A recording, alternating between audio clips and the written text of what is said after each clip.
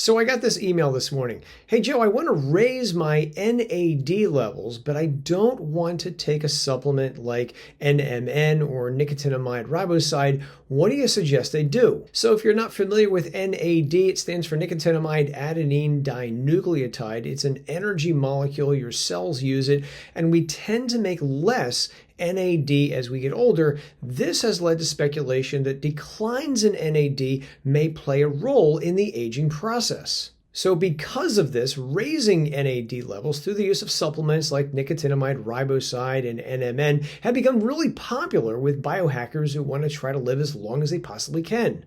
Now, fortunately, you do have some options available to you, such as you could take things like tryptophan, which is an amino acid, or vitamin B3, also known as niacin, or sometimes also called niacinamide. That's the no-flush niacin version. That's also going to raise NAD levels. And while they would be lesser expensive alternatives, I think I have an even better option for you. Let's remember that intracellular NAMPT is the rate-limiting enzyme for the production of NAD. In other words, this is the enzyme that drives forward the production of the NAD molecule. As NAMPT goes up inside cells, NAD levels rise. And as this enzyme falls, so too does NAD production. For example, people in their 20s have about 70% higher levels of NAMPT than those in their 70s. So why might this be? Well, it's possible that it could be that older people have lower NAMPT levels because maybe they're not as physically active as those who are younger. And that brings us to this investigation where researchers looked at 5 studies involving exercise and the NAMPT enzyme. These researchers concluded that participation in moderate intensity physical activity resulted in significantly higher levels of intracellular NAMPT inside skeletal muscles. In general, those people who exercise regularly had over a 70% chance of having significantly higher NAMPT levels in their skeletal muscles compared to those people who did not exercise. Those people who exercise regularly had about 50% higher intracellular NAMPT levels compared to non-exercisers.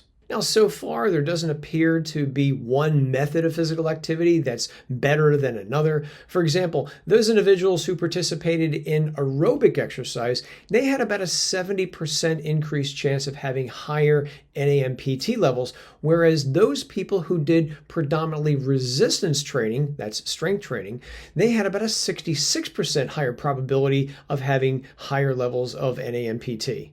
Bottom line here, if you're looking to get the best overall effect, I would combine both aerobic exercise and strength training together in your exercise training program. Now, I want to point out again that most of these investigations involve moderate intensity exercise. So what the heck is moderate intensity?